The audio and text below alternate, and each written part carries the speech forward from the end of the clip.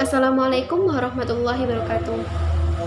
Kami di sini dari kelompok 3 akan menjawab pertanyaan dari kelompok 2 kemarin pada mata kuliah pengelolaan lingkungan yang dibimbing oleh dosen kami, Bapak Muhammad Iqbal Filayani, MSI.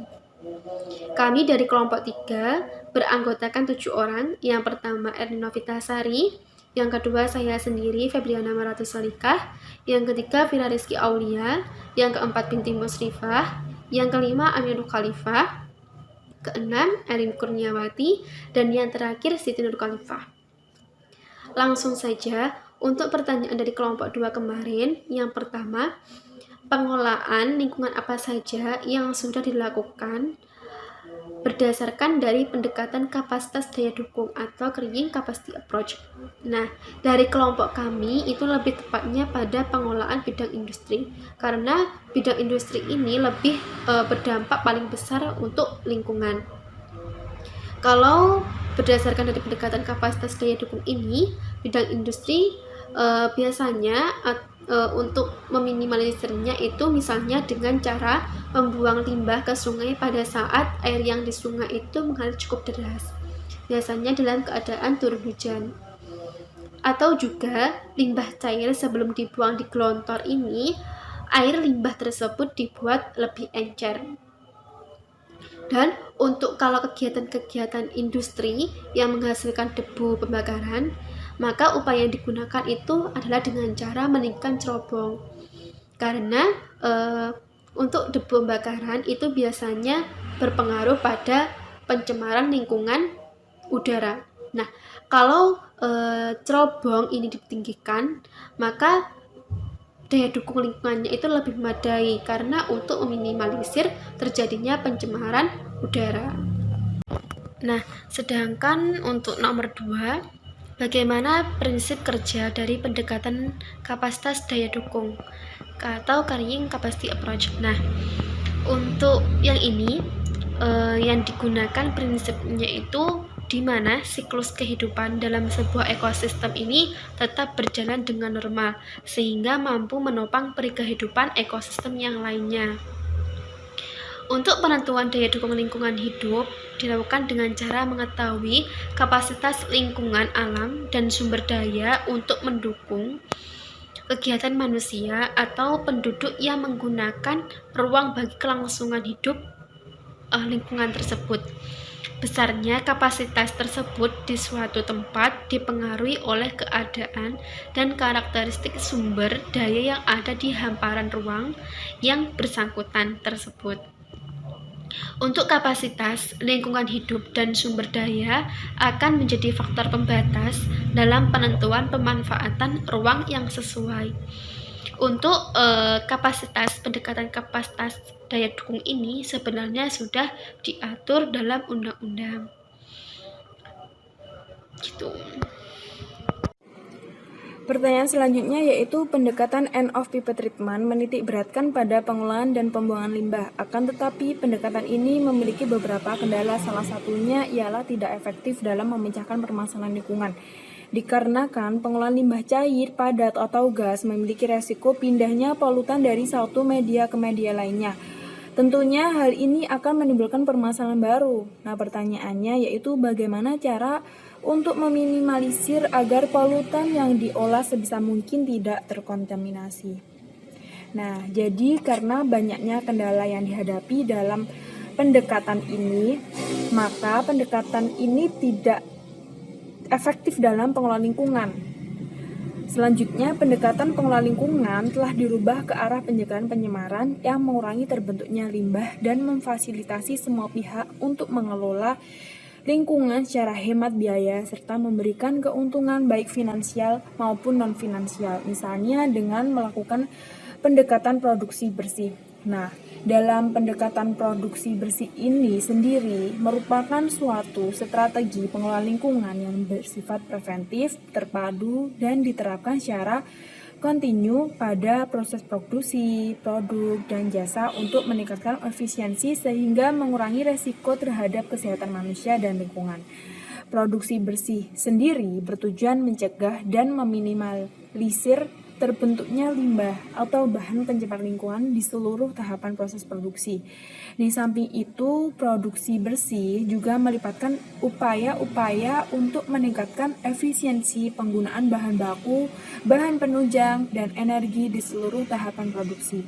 Secara singkat, produksi bersih memberikan dua keuntungan. Yang pertama yaitu meminimalisir terbentuknya limbah sehingga dapat melindungi kelestarian lingkungan hidup, dan yang kedua yaitu efisiensi dalam proses produksi sehingga dapat mengurangi biaya produksi. Untuk selanjutnya yaitu pertanyaan keempat. Kendala dan keuntungan dalam menerapkan pengolahan lingkungan berdasarkan cara pengolah limbah terbentuk atau end of people treatment. Nah, pendekatan ini adalah strategi konvensional dalam pengelolaan limbah pada pendekatan pengelolaan limbah yang terbentuk, yang terkonsentrasi pada upaya pengolahan pembuangan limbah, serta mencegah pencemaran dan kerusakan lingkungan. Untuk keuntungannya sendiri, yang pertama adalah mengurangi jenis polutan yang dibuang ke lingkungan, kemudian pengolahan polutan, lalu mencegah pencemaran dan kerusakan lingkungan, kemudian mengatasi pencemaran yang sifatnya itu non-point pressure pollution. Selanjutnya yaitu kendala dari pendekatan ini. Menurut Bapedal dan Wibowo, pendekatan ini memiliki kendala. Yang pertama adalah sifatnya itu reaktif, jadi hasil limbahnya ini bereaksi. Kemudian yang kedua itu limbahnya tetap terbentuk. Berkaitan dengan itu memberi peluang pengembangan teknologi pengolahan limbah, sehingga upaya mengurangi limbah pada sumbernya ini cenderung tidak dilakukan. Lalu yang nomor 3 itu tidak efektif memecahkan masalah, karena pada kenyataannya seringkali kegiatan pengelolaan limbah itu dianggap hanya mengubah bentuk limbahnya saja dari satu media ke media lainnya. Kemudian untuk yang nomor 4 ini adalah upaya ini membutuhkan biaya produksi yang tinggi, tetapi tidak setinggi upaya perbaikan kerusakan dan pencemaran. Untuk selanjutnya yang terakhir yaitu peraturan perundang-undangan yang mengatur ini cenderung dilanggar, dan upaya penegakan hukum lingkungannya itu belum berjalan dengan sepenuhnya. Selanjutnya adalah pertanyaan untuk pendekatan greener production. Nah, pertanyaan yang pertama adalah apakah pendekatan ini bisa diterapkan untuk proses pengelolaan air, udara, atau tanah? Jika iya, mengapa? Jika tidak, mengapa? Berikan alasannya.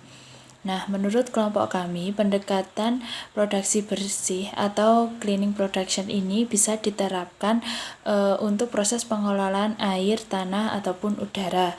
Karena produksi bersih atau cleaning production ini bertujuan untuk meminimalisir atau mencegah terbentuknya limbah atau bahan pencemar lingkungan pada saat produksi.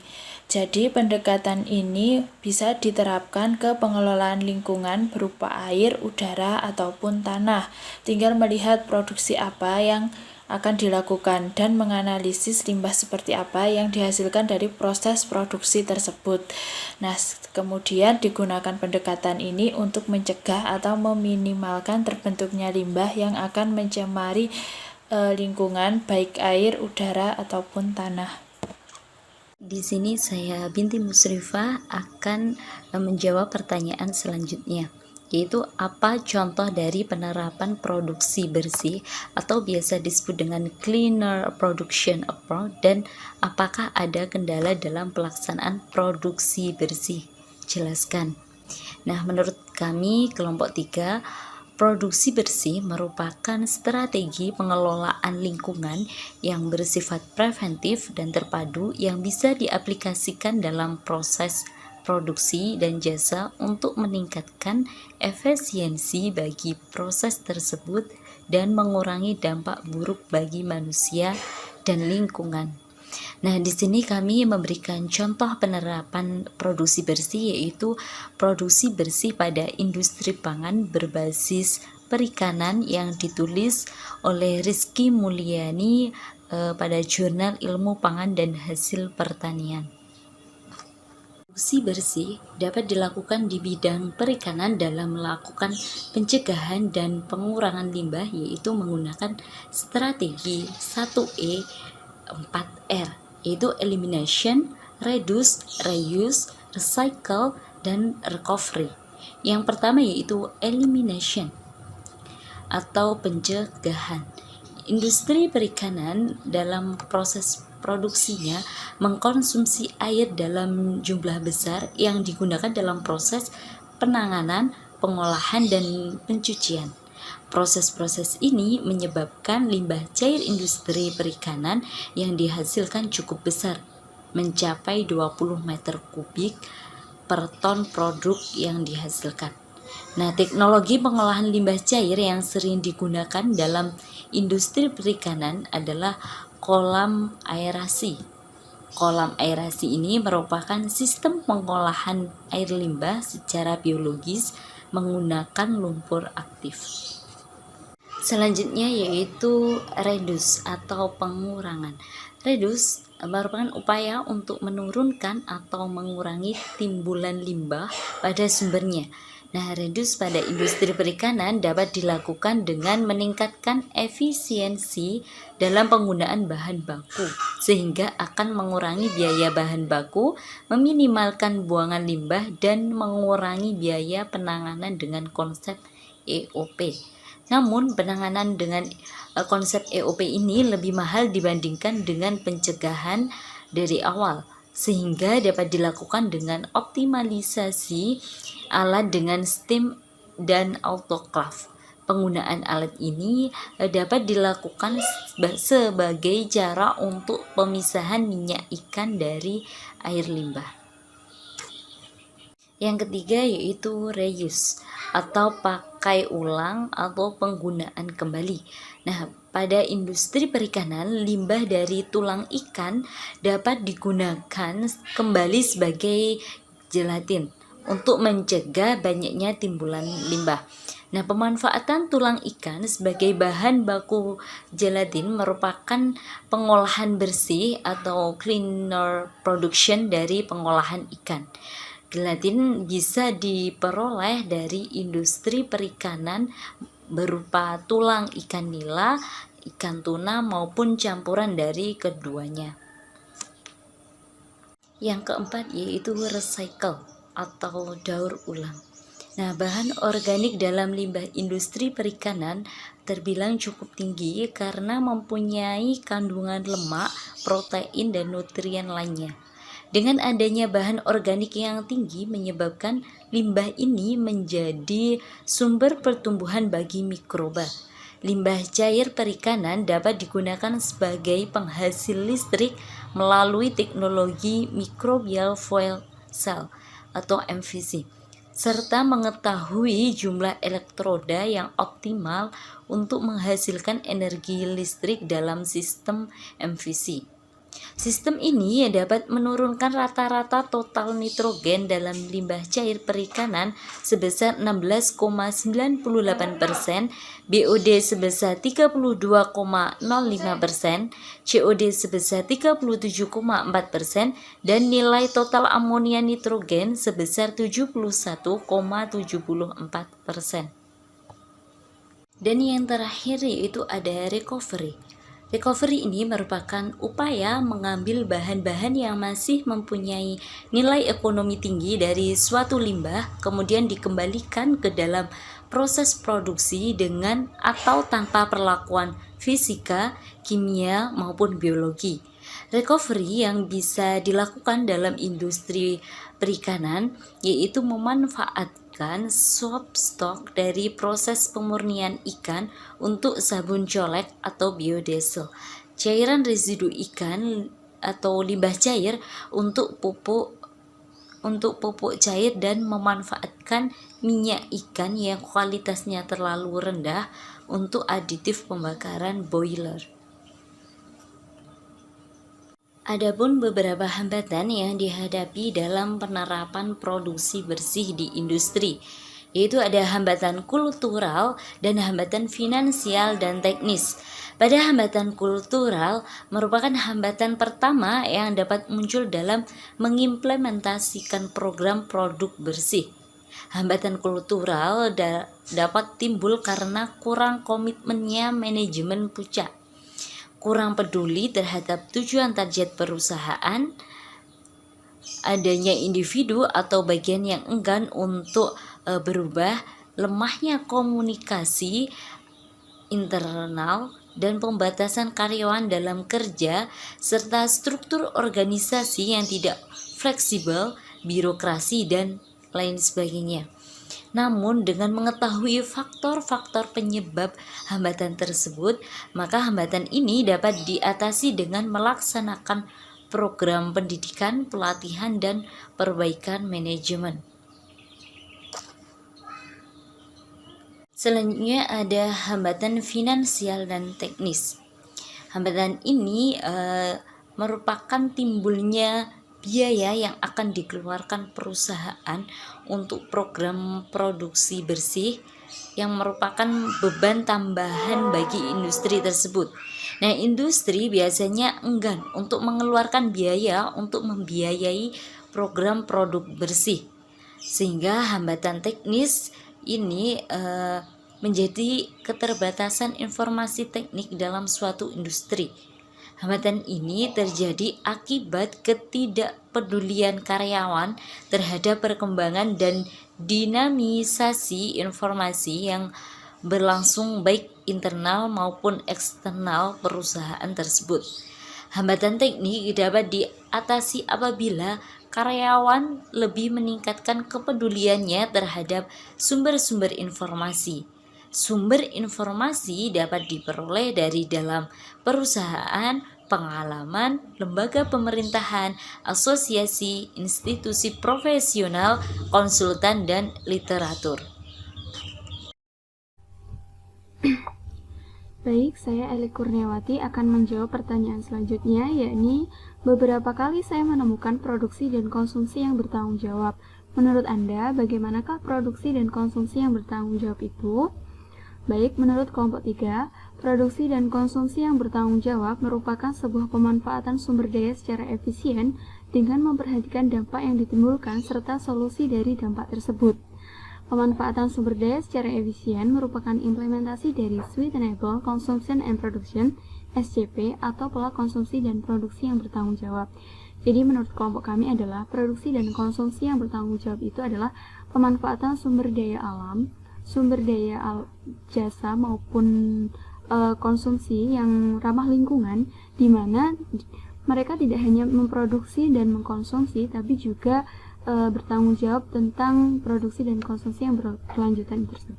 Kemudian, SCP merupakan upaya perwujudan perubahan secara terpadu dan sistematis dari pola sebelumnya yang tidak ramah lingkungan dan tidak berkelanjutan oleh semua pemangku kepentingan secara global, dan diharapkan SCP ini dapat memberikan multi manfaat penting berupa perubahan pola konsumsi masyarakat yang bertanggung jawab, efisien, dan ramah lingkungan.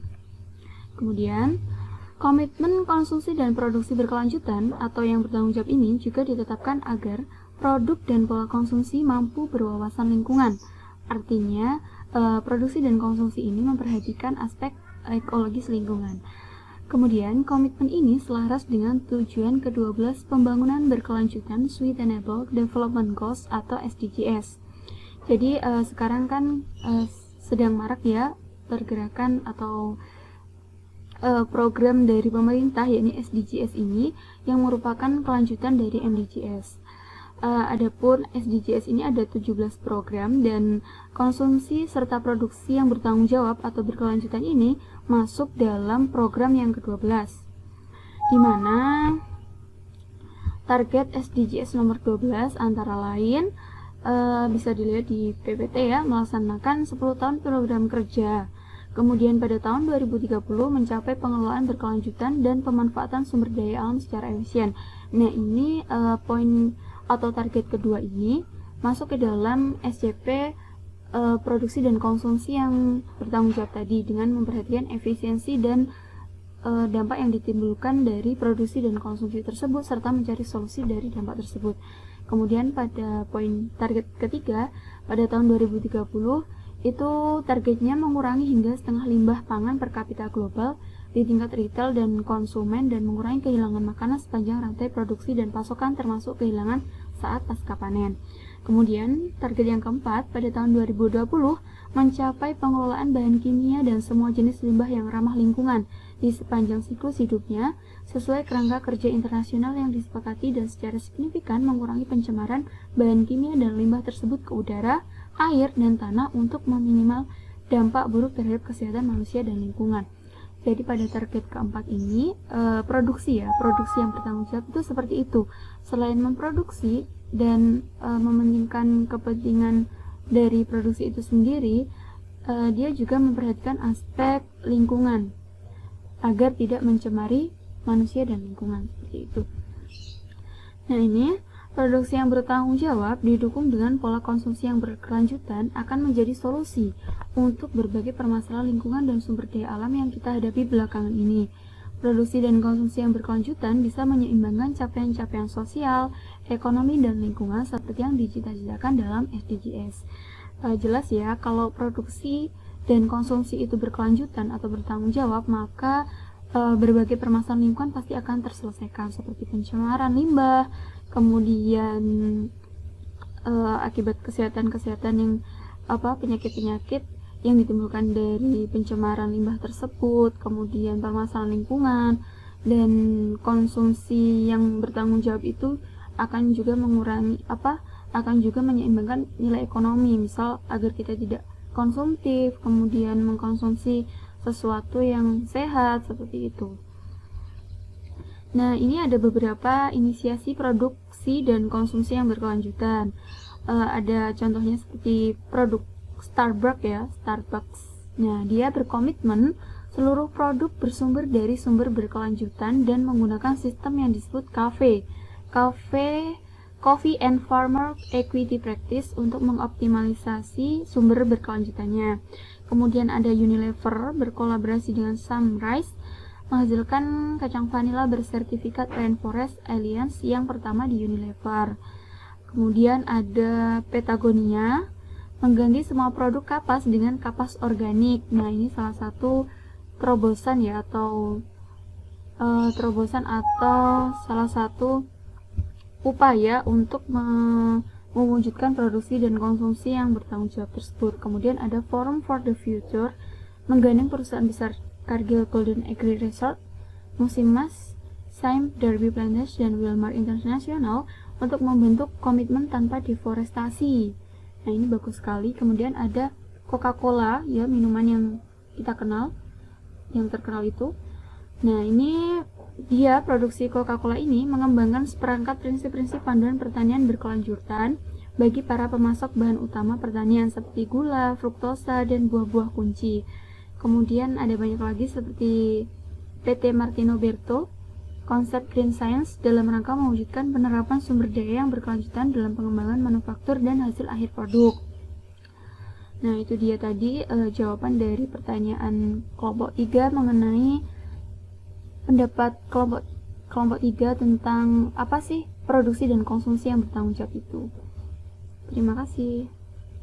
Baik, saya akan menjawab pertanyaan nomor 8, yaitu mengapa informasi pada konsumen merupakan elemen penting dalam membuat pergeseran pola pikir pada konsumsi dan produksi ke produk yang ramah lingkungan. Nah, mudah saja bahwa informasi pada konsumen menjadi elemen penting itu dikarenakan hal tersebut merupakan sebuah kunci terwujudnya konsumsi dan produksi produk ramah lingkungan secara berkelanjutan. Nah, informasi terhadap konsumen tersebut harus mempunyai syarat, yaitu harus mudah dipahami oleh konsumen itu sendiri. Nah, informasi tersebut mudah diakses dan dapat diverifikasi.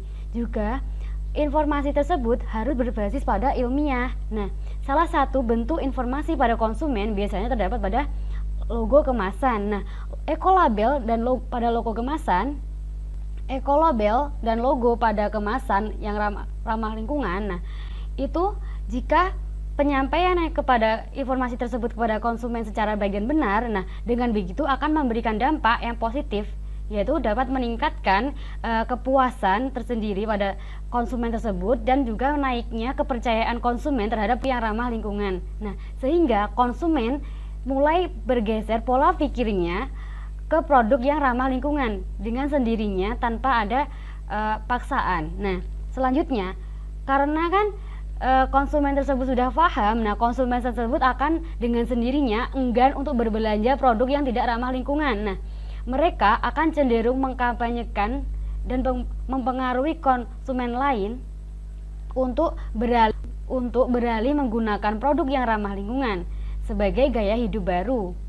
Karena mereka sadar bahwa produk yang ramah lingkungan akan berdampak baik pada lingkungan sekitarnya. Nah, Reck dan Bauman menilai bahwa ekolabel sebagai alat yang efektif untuk membantu mengambil motivasi konsumen untuk membeli produk yang ramah lingkungan serta memberikan informasi tentang produk tersebut dengan baik dan benar. Nah, sekian presentasi dari kelompok kami. Kalau ada kurang lebihnya mohon maaf. Wassalamualaikum warahmatullahi wabarakatuh.